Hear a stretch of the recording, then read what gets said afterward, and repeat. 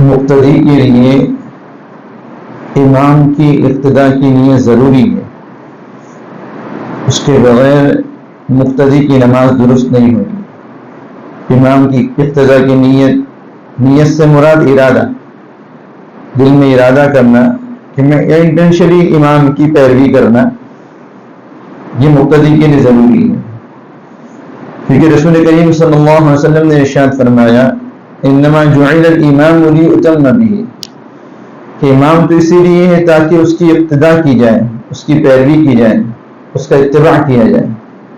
اس لیے مقتدی کے لیے ضروری ہے کہ امام کی اقتداء کی نیت کرے۔ اگر بغیر ارادے کے امام کے ساتھ شریک ہو گیا، ارادہ نہیں کیا، نیت نہیں کی، اقتداء کی یا اتباع کی، تو اس کی نماز درست نہیں ہوگی، یعنی جماعت کے ساتھ اس کی نماز نہیں ہوگی، اور مستقل نماز اس کی ہوگی۔ تو امام کی اقتداء مقتدی کے لیے ضروری ہے، نیت بھی ضروری ہے اور اقتداء بھی لازم ہے۔ امام کی اقتداء کی نیت بھی ضروری ہے اور امام کی اقتداء کرنا، اتباع کرنا بھی لازم ہے، الا یہ کہ امام کی اقتداء کی وجہ سے اگر کوئی واجب چھوٹ رہا ہے تو پھر امام کی اقتداء نہیں کرنا ہے۔ مثال کے طور پر قاعدہ اولیٰ میں مقتدی اگر التحیات پڑھ رہا تھا، التحیات کا پڑھنا لازم ہے، واجب ہے، ابھی اس کی التحیات مکمل نہیں ہوئی، تشہد مکمل نہیں ہوئی، امام جو ہے تیسری رکعت کے لیے کھڑا ہو گیا، تو اب وہ امام کی اقتداء نہ کرے، پہلے تشہد کمپلیٹ کرے، تشہد مکمل کرے، اس کے بعد کھڑا ہو۔ تو امام کی اقتداء لازم واجب ہے، لیکن اگر اس کی وجہ سے کوئی دوسرا واجب چھوٹتا ہو تو پھر امام کی اقتداء نہیں کرنی ہے۔ ایسے ہی قاعدہ اخیرہ کے اندر امام نے اگر اتنے پہلے سلام پھیر دیا کہ تحیات مکمل نہیں ہوئی تو امام کے ساتھ سلام نہ پھیرے، تحیات مکمل کرے پھر سلام پھیرے۔ تراویح وغیرہ کے اندر اس طرح مسئلہ پیش آ جاتا ہے کہ امام جو ہے جلدی تیزی سے قرات کرتے ہیں، تیزی سے پڑھتے ہیں،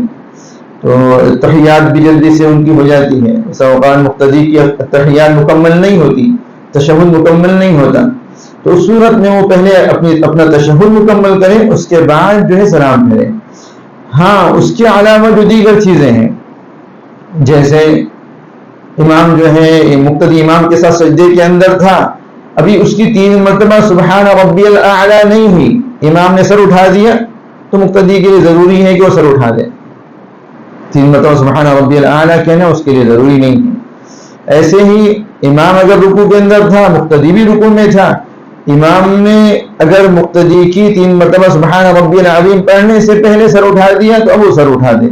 اس کے لیے اقتداء ضروری ہے، کیونکہ سبحان ربی الاعلی سجدے کے اندر کہنا، سبحان ربی العظیم رکوع کے اندر کہنا، یہ لازم نہیں ہے، یہ بہتر ہے، سنت ہے، مسنون ہے، اقتداء لازم ہے، تو اقتداء کرے اور مسنون عمل جو ہے وہ ترک کر دے۔ اگر اقتداء مسنون عمل کرنے کی وجہ سے اقتداء میں اگر تاخیر ہوں گی تو اس صورت میں مسنون عمل ترک کر دے، اقتداء کریں۔ لیکن اگر واجب چھوٹتا ہے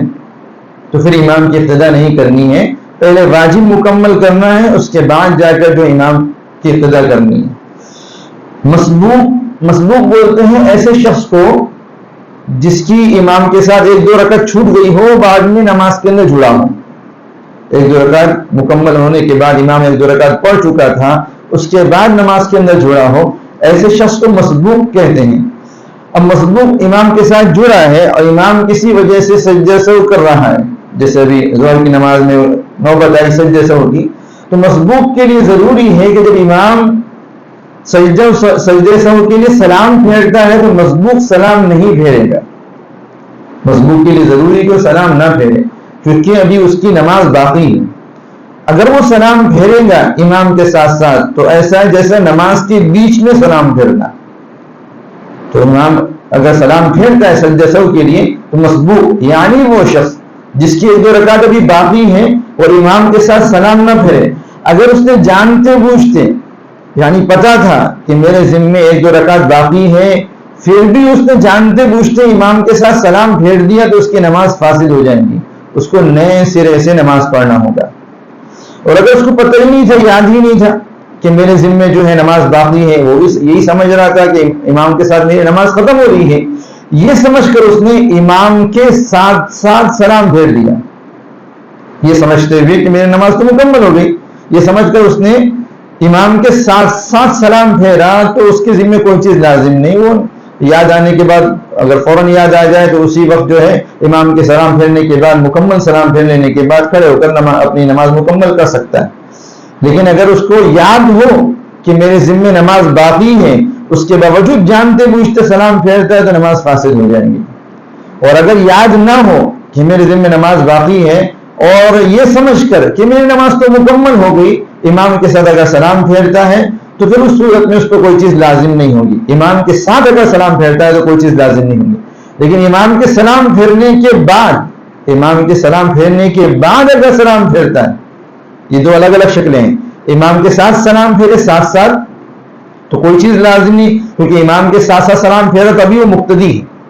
مقتدی کی غلطی معاف ہوتی ہے، ابھی وہ مقتدی ہے، مقتدی کی غلطی معاف ہوتی ہے۔ لیکن امام کے سلام پھیرنے کے بعد اگر وہ سلام پھیرتا ہے